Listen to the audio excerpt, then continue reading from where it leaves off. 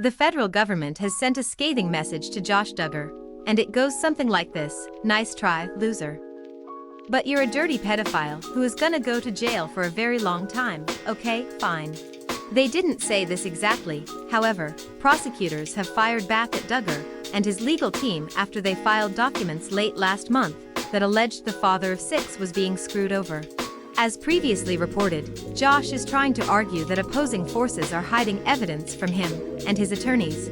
His lawyer asked the government in July to provide them with all of the Little Rock Police Department records and related evidence, claiming at the time prosecutors were dragging their feet when it came to what is known as discovery. In other words, Josh believes that evidence of his supposed guilt is being withheld from him prior to his upcoming trial on child pornography charges. The disgraced reality star was arrested in April after allegedly downloading material of minors in sexually comprising positions, reportedly doing so in 2019 from his workplace computer.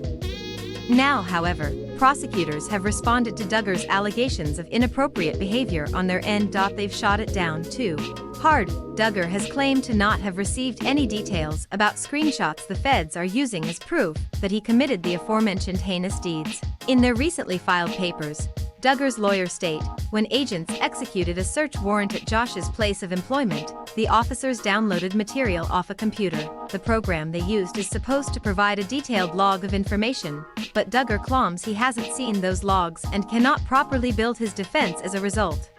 As part of their irritated response, though, as with many cases based on undercover investigations of individuals sharing child sexual abuse material, (SAM) over peer-to-peer networks, this case is straightforward. Prosecutors now say. They go on to claim the following.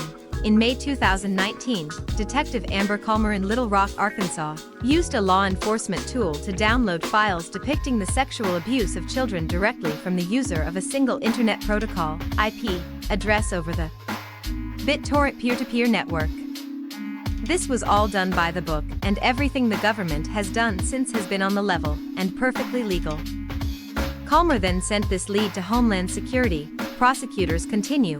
The agency determined that the IP address was assigned to the defendant's small used car dealership in this district at the time of the downloads and applied for a warrant to search the premises. These attorneys claim that faced with these charges, Duggar is now demanding the production of non-existent material related to Detective Calmer's undercover downloads. And, separately, material related to other downloads conducted by other law enforcement officers not involved with this case, and not in the government's possession. In other words, once again, Duggar is full of it. His motion represents nothing more than a request to embark on an impermissible fishing expedition for evidence that is either non-existent, immaterial to his defense, or already produced, prosecutors write in their response. A judge has yet to rule. Josh Duggar will go on trial on November 30th. If convicted across the board, he may be sentenced to up to 40 years in prison. Josh is also expecting his 7th child this fall with wife Anna, who continues to remain by her husband's side. In a literal sense, even. No one is quite sure why.